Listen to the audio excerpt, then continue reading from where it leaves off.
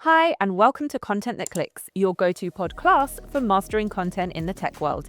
We're two writers based in the MENA region, breaking down everything you need to know about content in all of its forms to level up your skills, your product, and your business.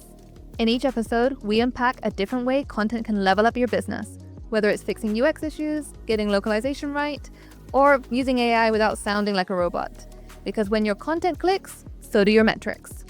Today, it's time for a content boost where we share one of our favorite quick hit content tips to level up your tech writing. And like we always say, this isn't just a podcast, it's a pod class. So grab your notebook because we're about to share a game-changing perspective that will transform how you write your content. But first, a quick intro. I'm Rochelle. And I'm Hennie. And we are content experts. Together, we have more than 25 years experience writing for over 100 brands across 15 countries. And we're here to help you write content that clicks. Let's get into it. For today's boost, I want you to forget about thinking B2B or B2C content. It's done. Gone. Instead, it's time to talk about H2H content. Yes, human-to-human content. You know what drives me crazy? Is when I see companies writing like robots just because they're talking to businesses. Oh my goodness, yes. Those emails that start with, "Dear valued business partner," or end with, "Please do not hesitate to contact us should you require further assistance." I know, right? And I mean, who actually talks like that in the real world? And that's actually what this whole content boost is about. If you don't talk like that in a real conversation, why are you talking like that in your content? Whether you're selling enterprise software or running a lifestyle blog, you should always be talking H2H because ultimately you're talking to a human being. Exactly. That is the key to writing H2H. Remember that it's another person who's reading it. So that procurement manager reading your proposal, they're a person who wants to solve a problem. That CEO you're pitching to, they're a person that needs to make smart decisions for their team. Yes, completely agree. So now we understand. Let's get practical. What does all of this mean for how we write? How do you write for H2H?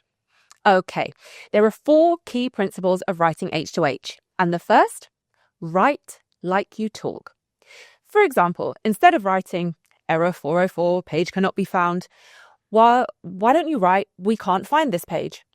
Or instead of something like, "Please be advised that there was an issue processing your payment," try, "There was a problem with your payment. Try again or reach out for support." Such a simple swap, but it makes a really big difference. It's amazing how much more engaging content becomes when you just talk like a normal person. Yep. And for me, the best part is that it actually makes your content even easier to understand. No one has to decode all that corporate jargon or translate fancy buzzwords. Okay, now on to principle number 2 of writing H2H, and that is add you and we. Yep. This one is all about using you and we more in your writing. It's one of the fastest ways I know to make your writing more personal. So take, for example, profiles can always be updated. Instead, you could write something like, "You can update your profile anytime." I love that. So simple, but so effective. Okay, let's move on to principle number 3 of writing H2H, and that is tell a story. Now, story time is not just for kids. In fact, sharing real examples and scenarios is often far more powerful than your usual corporate language. So next time you're writing something, instead of talking about optimizing efficiency, why not tell a story about how your solution helped client X save 3 more hours of work every day? Okay, now on to our 4th and final principle of writing H2H. And personally, it's one of my favorite tips, and that is to read your writing out loud. If it sounds awkward or unnatural when you say it out loud, it probably needs to be more conversational. Yes, I think a lot of times things can look fine on paper, but then you go and read them out loud and they're a tongue twister. And we know these might seem like really small changes or simple tips, but we promise they make a huge difference in how your content connects with people. Yes, they really do. And I think for me, the key thing to remember about H2H writing is that behind every business decision, there's a human being, right for that person.